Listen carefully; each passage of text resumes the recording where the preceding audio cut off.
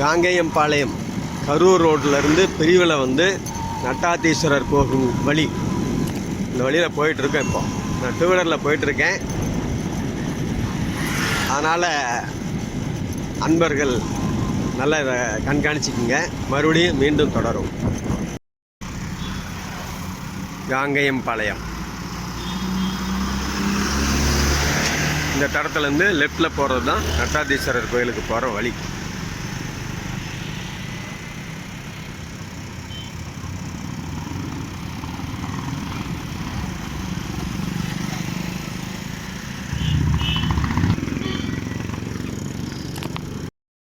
பாருங்கள், இந்த ஈரோட்லேருந்து கரூர்லேருந்து சொன்னேன் இல்லையா, காங்கேயம்பாளையம் இடத்துலேருந்து லெஃப்டில் போகிற ரோடு இதுதான்.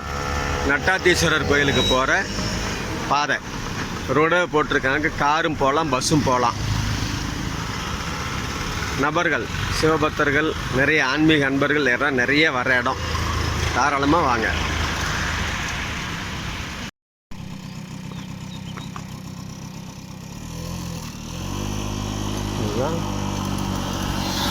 தொடர்ந்து போயிட்டே இருக்கோம். நட்டாத்தீஸ்வரர் கோயிலுக்கு செல்லும் பாதை காங்கேயம்பாளையத்திலிருந்து ஒரு அருமையான ஸ்தலத்தை இப்போ நம்ம பார்க்க போகிறோம். எல்லா பக்கமும் இயற்கை எழில் குஞ்சற இடம் தான். சூப்பராக இருக்கும். நல்ல மனசுக்கு ரம்மியமாக அருமையான ஸ்தலம். இங்கே போக போக பார்த்துட்டு போயிட்டே இருக்கலாம்.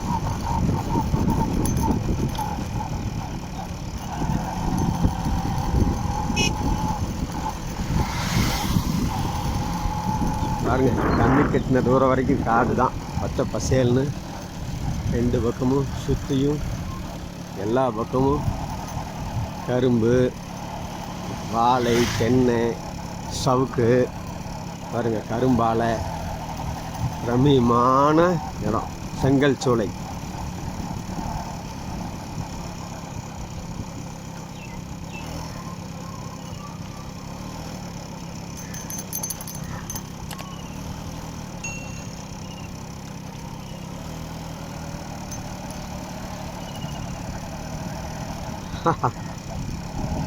நீங்களும் பயணிக்கிறீங்க என்னோட சேர்ந்துக்கிட்டு.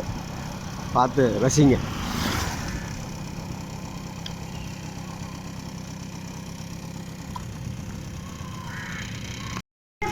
பாருங்கள், ஊருக்குள்ளே வந்துட்டோம். கோவிலுக்கு செல்லும் வழின்னு போஸ்டர் போட்டிருக்கு. காங்கேயம்பாளையங்கிற ஊர் உள்ளார வந்திருக்கோம். இதோ ஆறு, அந்த பாலம் லைட்டாக தெரியுது. போலாம் இருங்க.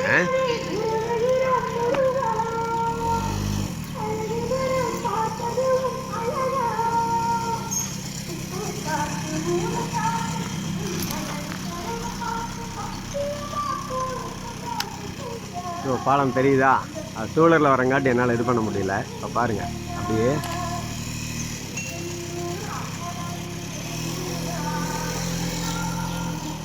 நட்டாத்தீஸ்வரர் கோயிலை காணப்போகிறோம். பாருங்கள், தெரியுது கோயில், பாலம், ஆறு, நுழைவு வாயில். அருமையான ஸ்தலம். கேட் போட்டாங்க. முதல்ல பரசலில் தான் போவோம். இப்போ வந்து இப்படி போகிற மாதிரி இருக்குது. கோயில் தெரியுதுங்களாங்க? நட்டாத்தீஸ்வரர் தலம்.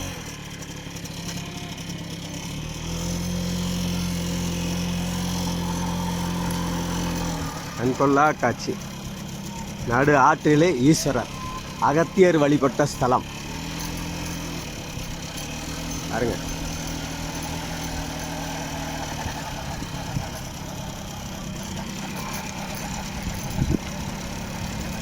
பார்த்து ரசிங்க. அருமையான ஸ்தலங்களை பார்க்க, நல்ல நல்ல கோயில்களின் ஆசீர்வாதம் பெற இந்த சேனலை அணுகுங்கள். நான் நிறைய இடத்துக்கு போயிருக்கேன். ஆனால் இப்போ தான் அந்த சேனலை ஏற்பாடு பண்ணி போட்டுட்ருக்கேன். அன்பர்கள் கண்டு ரசிங்க.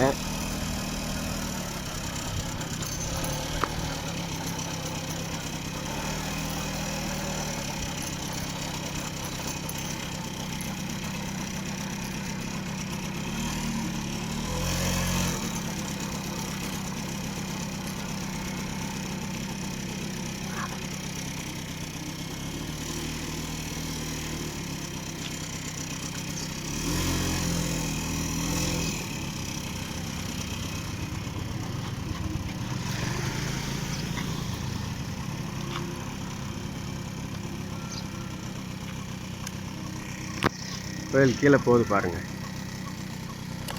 ஆறு சுற்றியும் ஆறு தான்.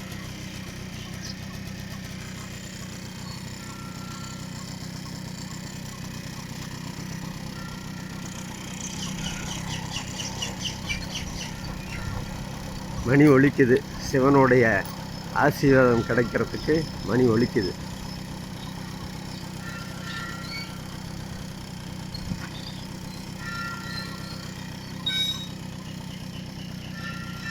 ஒரு தீவு மாதிரி இடம். நல்ல ஒரு தளத்துக்கு வந்திருக்கோம். சிவனை வழிபட படிக்கட்டு தெரியுது.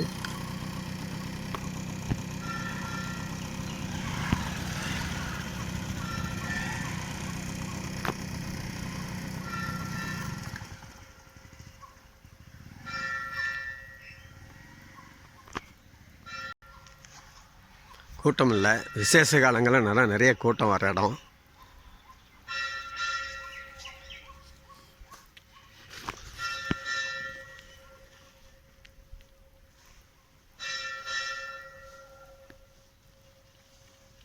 விநாயகர்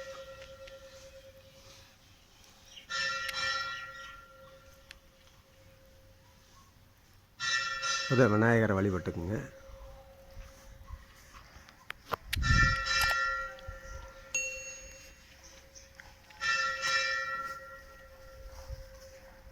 அப்படி திரும்பி வரோம். படி ஏறலாம்.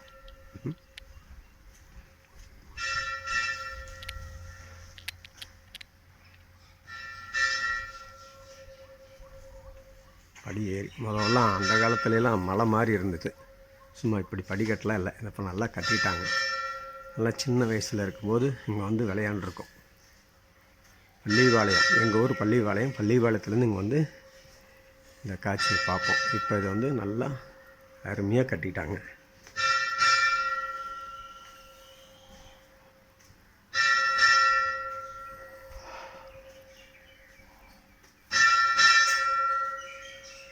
அகத்தியர் வழிபட்ட கட்டாட்சீஸ்வரர் சிவன் கோவில்.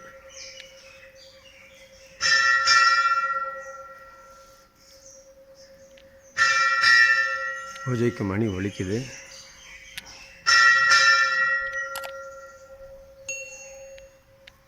அருமையான காட்சி.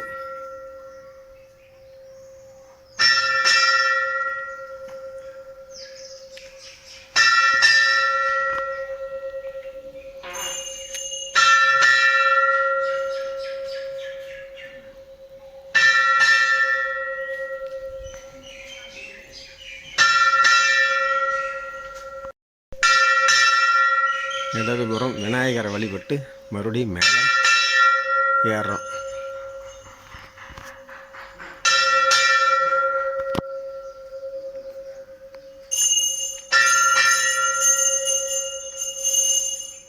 காலை நேர பூஜைக்கு வந்திருக்கோம்.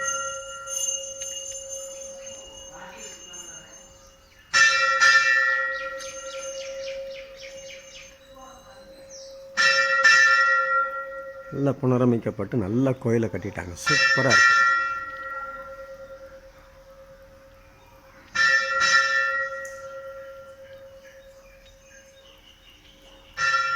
முருகர்,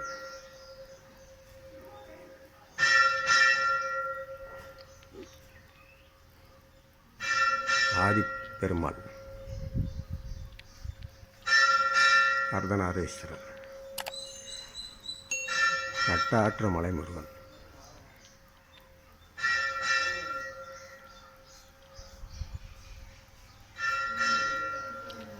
பட்டீஸ்வரன் கோயிலில் மேலே இருக்கோம். சூப்பராக இருக்குது பாருங்கள். இல்லை, இப்போ விசேஷ காலங்களில் சரியான கூட்டம் இருக்கும். இப்போ வந்து சாதாரண நம்ம வீடியோ எடுக்கவும் சௌரியமாக இருக்குது.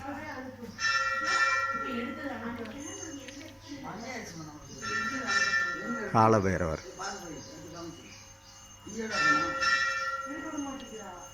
நவகிரகங்கள்,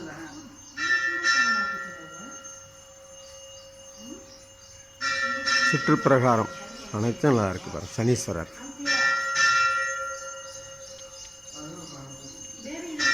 சந்திரன்,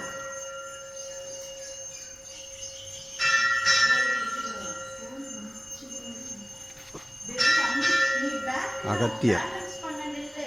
அகத்தியருக்குன்னு அகத்தியர் வழிபட்ட ஸ்தலம். அதனால் அகத்தியரை வந்து முன்ன வச்சு சிவனை வழிபடுற மாதிரி ஐதீகம். அகத்தியர் இன்னுமே இங்கே வழிபட்டு இருக்கிற மாதிரி ஒரு ஸ்தலம்னு வைங்களேன். இது மூலவர்.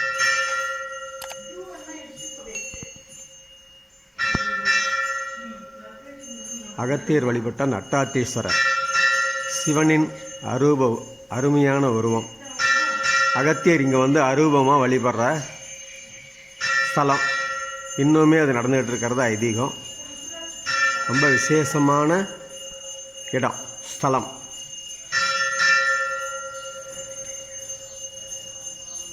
நண்பர்கள் எல்லோரும் இதை நல்லா பயன்படுத்திக்கிங்க.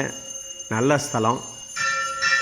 ஈரோட்டிலிருந்து கரூர் செல்லும் வழியில் காங்கேயம்பாளையம் பிரிவின் இடத்துல இடது பக்கமாக திரும்பி உள்ளே வந்தீங்கன்னா ஆற்றுக்கு நடுவில் இருக்குது, காவிரி ஆற்றின் நடுவிலே அமைந்திருக்கும் நட்டாட்டீஸ்வரர் ஸ்தலம்.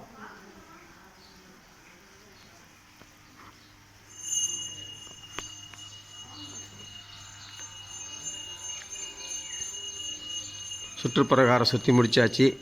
சிவனை வழிபட்டு நால்வரை சந்திச்சிட்டோம். திருஞான சம்பந்தர், திருஞான சம்பந்தர், திருநாவுக்கரசர், சுந்தரர், மாணிக்கவாசகர் 4 பேர்த்தையும் இங்கே சந்திச்சிட்டோம். இன்னும் சுற்றுப்பிரகார தெய்வங்கள் உமயமகேஸ்வரமூர்த்தி, ஏகபாதமூர்த்தி, காலசம்ஹாரமூர்த்தி, நடன கணபதி, தட்சிணாமூர்த்தியின் அம்சம் நமக்கு இது பெரிய வரப்பிரசாதம். இது வந்து தேக்க அமைஞ்சிருக்கு. தட்சிணாமூர்த்தி அல்ல, சுபர் தட்சிணா குருவோட அம்சம், குருவோட ஆசீர்வாதம் எல்லாம். தொடர்ந்து கீழே வந்தால் அம்பாள் சந்நிதி.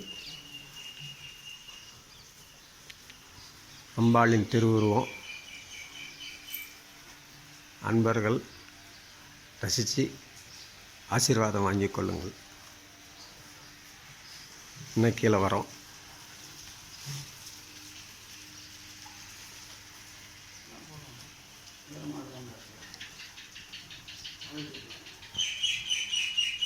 அவர் சாமிக்கிட்ட ஒரு சில விளக்கங்கள் கேட்கலான்னு நினைக்கிறேன். பார்க்கலாருங்க. சாமி வணக்கம். அப்படியே கொஞ்சம் ஒரு சில விளக்கங்கள் சொல்லுங்களேன் கோயிலை பற்றி. வீடியோ எடுக்கிறீங்க? ஆமாம், நம்ம சேனல் ஒன்று இருக்குது, ஐம்பொன் டிவின்னு, அதுக்கு போடலான்னு. அதாவது சிவபார்வதி கல்யாணத்தப்போ எல்லா ஜீவராசியும் வடபாரதம் போகிறார். எல்லா ஜீவராசியும் வடபாரதம் போனதுனால வடபாரதம் தாழ்ந்து தென்பாரதம் இழந்துருது. இதை சமப்படுத்துறதுக்கு சுவாமியானவர் அகஸ்தியரை தென்பாரதத்துக்கு அனுப்பி 5 வேலை பண்ணிக்கிறார். முதல் வேலை காவிரி உற்பத்தி செஞ்சு பாரதத்தை சமப்படுத்தணும். 2வது வாத்தாபி வில்வலவன்கிற 2 அசுரர்களை சம்ஹாரம் பண்ணணும். 3வது இடைச்சங்கத்தமிழை வளர்க்கணும். 4வது ராவணனுடைய அகந்தையை அழிக்கணும். 5வது வைத்தியசாஸ்திரம் வளர்க்கணும். இப்படியாக 5 வேலை வச்சு சுவாமியானவர் அகஸ்தியரை தென்பாரதத்துக்கு அனுப்புகிறார். அகஸ்திய மகர்ஷி இங்கே வந்து தென்பாரதத்துக்கு வரப்போ குடகுமலையில் ஜப்பம் பண்ணுறப்ப அவரோட கமண்டலத்தில் இருந்த கங்கா தீர்த்தத்தை விநாயகப் பெருமான் தட்டிவிட்டு இங்கே காவிரி நதி உற்பத்தி ஆகிறது. முதல் வேலை அங்கே நடக்கிறது. அடுத்தது இங்கே கொங்கு மண்டலத்துக்குள்ளே வரப்போ அகஸ்தியர் வந்து வாத்தாபி வில்வலன்கிற 2 அசுரர்களை சம்ஹாரம் பண்ணுறதுக்கு இங்கே வரார். இங்கே வாத்தாபிங்கிற அசுரன் அவருடைய பசிக்கு ஏற்றவாறு மாம்பழ கனியாக மாறி அவரோட வயிற்றுக்குள்ளே போனார். அந்த அசுரனை வந்து வயிற்றுக்குள்ளேயே ஜீரணம் பண்ணி சம்ஹாரம் பண்ணுறார். வெளியில் இருந்த அசுரனை பிரம்மாஸ்திரத்தால் அழித்து சம்ஹாரம் பண்ணுறார். நீங்கள் 2 பேர்த்தையும் சம்ஹாரம் பண்ணதுனால அகஸ்தியருக்கு பிரம்மஹத்திங்கிற தோஷ நிவர்த்தி ஆகுது. நான் பிடிக்குது. அந்த பிரம்மஹத்தி தோஷ நிவர்த்திக்காக இங்கே வந்து அகஸ்திய மகரிஷி வந்து இங்கே சுவாமியை 12 நாள் பூஜை பண்ணுறார். பூஜை முடிகிற நாளான சித்திரவன் அன்னைக்கு அவரோட ஜபசித்தியாகி பிரம்மஹத்திங்கிற தோஷம் விலகப்படுறார். மணலில் சிவலிங்க பூஜை பண்ணால் அந்த லிங்கத்தை பூஜை முடிஞ்ச உடனே கரைச்சிடணும். அந்த மாதிரி இவர் கலைக்க முற்படுறார். சுவாமி அசரீத்தியாக சொல்கிறார், அகஸ்தியா உன்னுடைய தோஷ நிவர்த்திக்காக மட்டும் நான் இங்கே எழுந்துள்ள, இனிமேல் இங்கே யார் என்னை தரிசிக்க வராங்களோ அவங்களுடைய சகல வியாதி நிவாரணம் பண்ணுறதுக்கு நான் இங்கே ஆவிர்பவம்னு அகஸ்தியர்கிட்ட சொல்கிறார். அகஸ்தியர் இங்கிருந்து போய் மறுபடியும் சுவாமி சொன்ன மற்ற 3 வேலையும் முடிச்சுட்டு மறுபடியும் இந்த இடத்துக்கு வரார். முருகன்கிட்ட முக்தி அடைகிறதா இங்கே கோயில் ஸ்தலப்புராணம் சொல்கிறது.